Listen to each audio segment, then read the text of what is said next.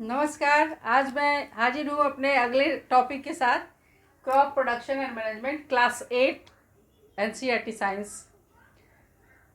उस दिन हम लोगों ने ख़त्म किया था अपनी पढ़ाई कि प्लोइंग या टिलिंग करते हैं, खेत की तैयारी, प्रिपरेशन ऑफ सॉइल में जो स्टेप था पहला, खेत की जुताई, जिसको प्लोइंग या टिलिंग कहा जाता है। अब टिलिंग और प्लोइंग करने के बाद उसमें मिट्टी के कुछ बड़े बड़े टुकड़े रह जाते हैं, जिसको प्लेन करना आवश्यक होता है। तो उसको प्लेन करते हैं तो उसको कहते हैं लेवलिंग। यहाँ लिखा हुआ है levelling.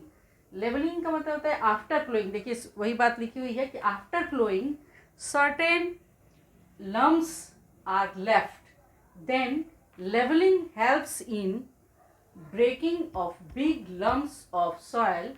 It is done by a leveler. It is done by a leveler.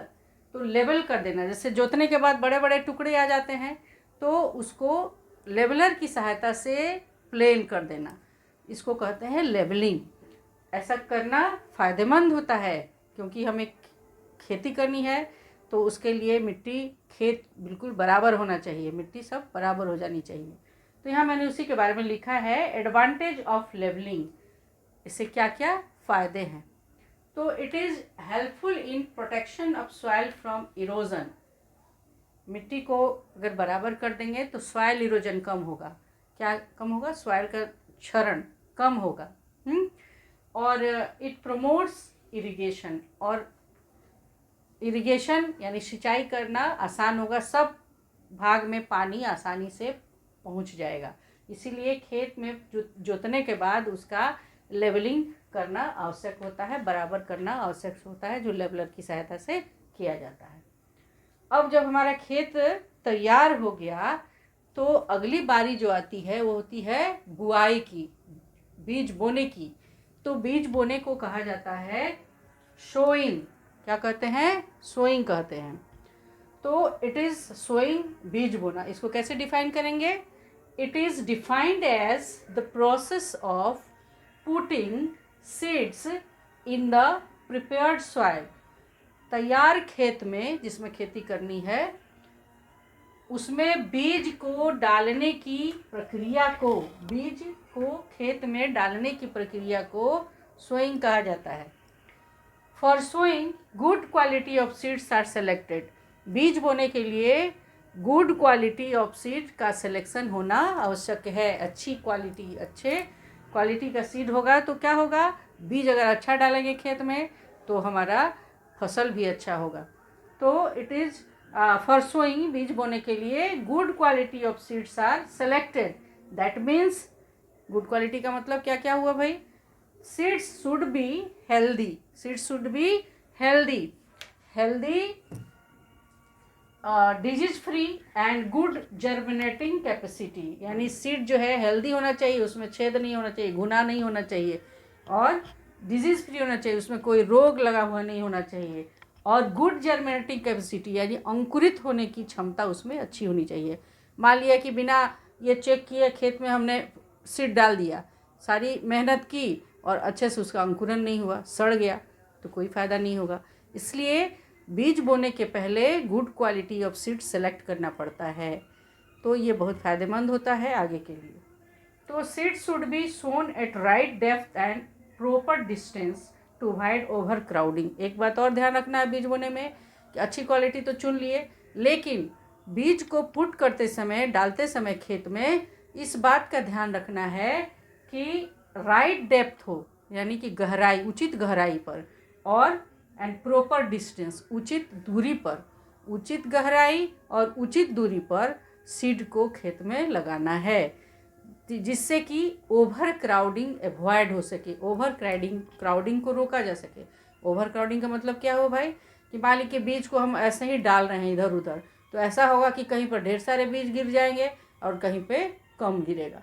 तो जहाँ अधिक बीज गिरेंगे वहाँ अधिक अंकुरित हो जाएंगे, तो वहाँ पर नन्हे पौधे ज़्यादा जम जाएंगे और खेत का सब हिस्सा बराबर ढंग से उपयोग में नहीं आएगा। इसलिए बीज बोते समय इस बात का भी ध्यान रखना है कि उसको उचित गहराई और उचित दूरी पर लगाएं। एक बात और बतानी है मुझे इसमें कि उचित गहराई पर लगाने से क्या फ़ायदा होता है कि बीज लगा देने के बाद कभी कभी पक्षी होते हैं बीज को चुन लेते हैं ऊपर अगर दिखेगा तो, इसलिए उसको उचित गहराई पर लगाइए ताकि उसका पक्षियों की तरह उसका सारे बीज चुन न लिए जाएं। और उचित गहराई पर रहने पर बहुत गहरा भी नहीं लगाइए ताकि अंकुरित होकर ऊपर ही ना आए, और बहुत ऊपर भी ना लगाइए ताकि पक्षी चुन ले, इसीलिए उचित गहराई पर लगाना जरूरी है। अब आगे की प्रक्रिया में देखेंगे कि बीज लगाने के लिए कौन कौन से विधियां अपनाई जाती हैं किसानों के द्वारा।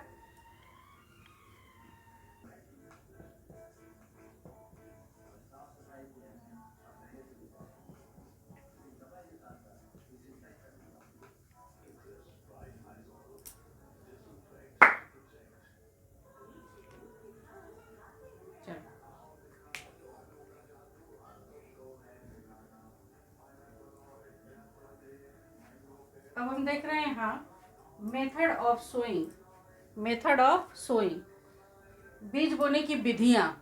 तो इसमें आप देखिए मेथड ऑफ सोइंग में there are different methods of sowing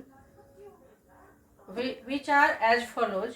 पहला है ब्रॉडकास्टिंग, दूसरा है सीड ड्रिल, तीसरा है ट्रांसप्लांटेशन। उसकी थोड़ी संक्षेप में जानकारी ले लें हम लोग। Broadcasting, it is a method in which seeds are sown manually directly by scattering in soil। मतलब ब्रॉडकास्टिंग का मतलब प्रसार करना, तो इसमें ये मैनुअली है, हाथ से किया जाता है। बीज को हाथ में लेकर के और खेत में ऐसे ऐसे फैला दिया जाता है, ब्रॉडकास्ट कर दिया जाता है, छिट दिया जाता है, तो इसको कहते हैं ब्रॉडकास्टिंग। तो एक्चुअली अक्सर अपने खेतों में बीज को छिड़ते हुए किसान को देखा होगा, लेकिन ये मैनुअली है, लेकिन इसका एक डिसएडवांटेज है। डिसएडवांटेज क्या है कि इसमें एक बराबर चारों तरफ बीज नहीं गिर पाता है ब्रॉडकास्टिंग से। दूसरा है सीड ड्रिल। सीड ड्रिल में क्या होता है, ये भी बीज बोने का एक तरीका है जिसमें एक आयरन फनेल होता है, इसमें एक लोहे का शंकु के आकार का फनेल होता है, फनेल माने कीप की तरह, is placed at the top. Seeds are put in the funnel, seeds को उस फनेल के अंदर भर दिया जाता है, and then released in the furrows. और जो क्यारी बनी होती है खेत में, उसके ऊपर से वो सीड ड्रिल में डाल करके और उसमें बीज डालने के बाद क्या होता है, बारी बारी से वो बीज उस क्यारी में गिरता जाता है। तो इसका एक फ़ायदा है, इसका फ़ायदा क्या है कि इससे उचित दूरी पर सीड को लगाया जा सकता है और इससे समय की भी बचत होती है। तीसरा है ट्रांसप्लांटेशन। ट्रांसप्लांटेशन में क्या होता है, in this method seeds are sown first in the nurseries. इसमें सीड को कहाँ लगाते हैं, पहले नर्सरी में लगाते हैं, एक छोटे से जगह पे पौधा तैयार करते हैं, और and then the seedlings are transferred to the main field, for example paddy. एक छोटे जगह पर पहले छोटे छोटे पौधे तैयार करते हैं, उसको नर्सरी कहते हैं। फिर वहाँ से इस पौधे को उखाड़ के मेन फील्ड में जिसमें खेती करनी है उसमें ले जाके लगा दिया जाता है। आपने धान लगाते हुए तो ज़रूर देखा होगा किस प्रकार धान की खेती में बिचड़ा तैयार किया जाता है नर्सरी में, और उस बिचड़े को लेकर लोग धन रोपनी कहते हैं, जिसको ट्रांसप्लांट, उस विधि खेत में जाके उसे लगाते हैं, धान की खेती, पैडी बोलते हैं धान को। इस विधि को ट्रांसप्लांटेशन कहते हैं। इस प्रकार बीज बोने की ये विधियां हैं।